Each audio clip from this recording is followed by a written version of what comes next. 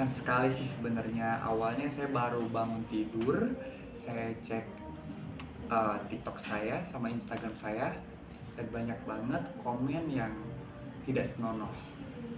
Ya kayak menghujat saya seperti uh, menenggelamkan, membunuh, menghilangkan jejak. Itu kan sesuatu komen yang tidak seharusnya ditujukan kepada saya gitu, karena saya pun nggak tahu kenapa bisa jadi saya gitu. Nah ternyata mungkin netizen itu mengira kalau saya adalah pacarnya Tamara. Dan saya perjelas sekali lagi kalau saya itu sama Tamara itu bisa dikatakan dengan teman baik atau sahabat baik, karena kita sering syuting bareng, satu project bareng, terus kita sering bikin konten bareng juga di saat kita menunggu orderan tag pada saat lagi syuting. Nah, begitupun ada postingan aku sama Tamara atau Ara ya di akun sosmed aku maupun di akun sosmednya Tamara. Mungkin dari situlah mulai para netizen berspekulasi kalau aku adalah pacarnya. Tapi sejauh ini dengan adanya tuduhan tersebut gitu kan, ada komunikasi dengan Tamaranya sendiri nggak sih? Ada. Apa komentar dari Tamara? Kita selalu keep in touch. Aku juga mensupport Tamara karena walau bagaimanapun Tamara adalah sahabat baik aku, bukan cuma sahabat kerja, karena memang kita sering hangout bareng, cerita-cerita bareng gitu, karena sering deketnya. Aku juga empati banget sama dia gitu. Maksudnya aku bisa merasakan kehilangan seseorang yang gak bisa ketemu lagi di dunia gitu loh. Aku bisa memposisikan itu. Dan kata Tamara, ya udah kak, maaf ya kak, gara-gara aku kakak jadi ke bawah-bawah, kakak nggak usah balas-balas komennya deh gitu. Tapi ya deh nggak apa-apa. Awalnya saya biasa aja, santai aja, tapi kok kesini makin makin panas gitu, makin pedes-pedes ya, dengan kata-kata yang kasar yang tidak sepantasnya diberikan kepada saya, karena saya tidak ada hubungan apapun gitu. Karena pada saat terjadi di apa di kolam renang, saya nggak ada di TKP, saya nggak ikut berenang, dan saya itu lagi berada di Jagakarsa.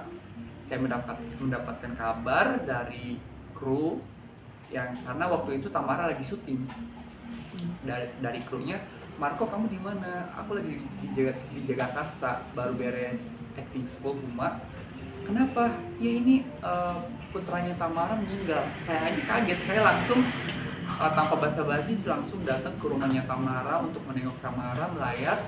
Dan di situ ya aku datang, aku ngajiin Dante, dan aku di situ pun juga shock gitu, kenapa kok bisa gitu. Padahal anak selucu Dante, walaupun aku belum pernah ketemu sama Dante, kok bisa, padahal dia tuh jago renang gitu. Aku juga masih mempertanyakan kok bisa gitu. Tapi kembali lagi kepada sang pencipta, kalau udah takdir mau gimana pun juga nggak bisa dilawan, bener nggak sih? Tapi sempat ngobrol nggak sih Kak, sama Kak Ara, mungkin kenapa Ara kok bisa akhirnya gitu? Ara sempet bilang, Dante tolong tunggu mama dulu, jangan dulu nyebur. Ya mungkin sekarang kita bisa berpikir lah, namanya juga anak kecil, umur 6 tahun, ngelihat kolam renang pasti pengen bawaannya nyebur gitu. Dan setahu aku dan aku dengar, sebelum nyebur, sebelum berenang pun Dante itu memang sudah muntah-muntah katanya gitu. Mungkin bisa jadi, kalau menurut aku pribadi, ya pada saat lagi berenang dia pingsan atau napas atau kram, bisa jadi itu sih menurut aku. Tapi tidak ada klarifikasi dari Kak Ara mungkin kenapanya? Karena sebelumnya Dante nggak ada masalah apa-apa, cuma katanya sebelum berenang memang Dante muntah-muntah dulu. Terus memang ada juga katanya dia selalu gambar-gambar anak-anak Palestina, bendera Palestina gitu. Karena mungkin bentuk empati dia, karena mungkin Dante itu kan orangnya kan ceria ya. Walaupun aku belum pernah ketemu, tapi aku selalu lihat postingan Ara gitu ya. Jadi aku tahu itu anak tuh aktif banget gitu.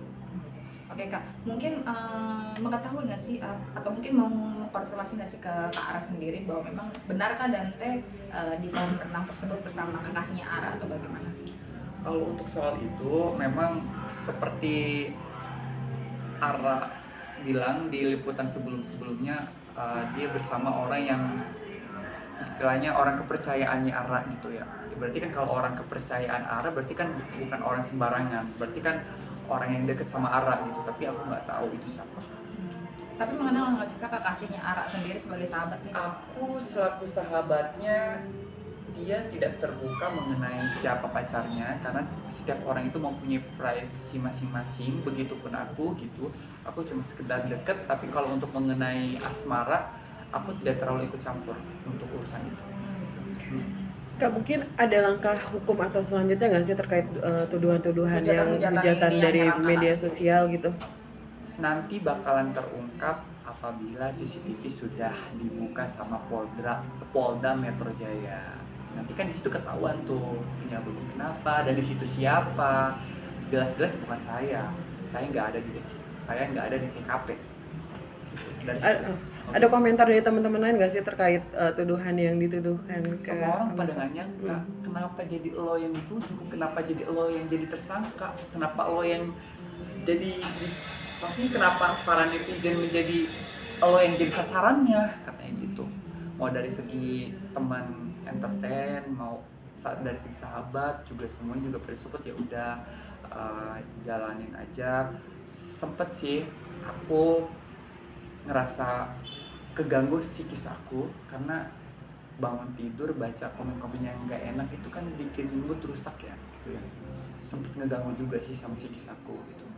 Ya down lah, walaupun tadinya ya udah kak nggak usah dihiraukan ya, nggak usah dianggap, nggak usah dibales juga gitu, tapi lama-lama jadi gemoy juga gitu loh, jadi gemes juga. Kenapa bisa jadi sampai serami ini dan mengira aku itu adalah pacarnya atau menenggelamkannya gitu, menghilangkan jejak, terus memanipulasi, terus segala macam. Aduh, netizen. Padahal saya sampai bikin klarifikasi di akun Instagram saya. Kalau netizennya maha pintar, mungkin di situ kan sudah tahu kalau saya itu adalah sahabatnya dan saya tidak berenang bersama almarhum. Dari situ saja kan harusnya jelas, bener gak sih? Kenapa harus masih menyerang? Sampai sekarang saja saya sampai benar-benar geleng-geleng kepala kenapa saya masih diserang gitu. Mau di DM, mau di TikTok, mau di komentar. Ini kan tadi kan kakak bilang mulai sempat stres juga dengan menghadapi netizen seperti ini ya kak ya. Dengan memposting juga kan ini mengklarifikasi kak. Mungkin setelah mengklarifikasi ini kalau masih ada hujatan, apakah kakak akan mengultimatum lebih lanjut lagi atau bagaimana mungkin untuk netizen yang menuduh? Ya, saya sih harapnya setelah nanti CCTV dibuka dan terungkap siapa yang bersalah, saya berharap kepada para netizen stop untuk membuli saya karena saya itu nggak ada salah apa-apa. Saya nggak mempunyai hubungan apa-apa sama Tamara, melainkan saya itu cuma sahabat terdekatnya saja, dan saya tidak ada hubungannya atas kematiannya anak dari Tamara Tiasmara gitu. Mungkin dukungan buat Hara sendiri seperti apa sebagai seorang sahabat?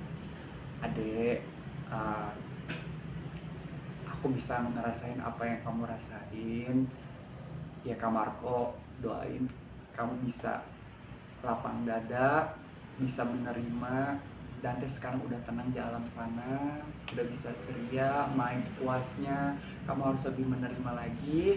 Insya Allah Dante harus menerima karena Dante anak yang pintar, anak yang cerdas, anak yang soleh. Dan kakak tahu kamu sayang banget sama Dante dan Dante pun sayang banget sama kamu.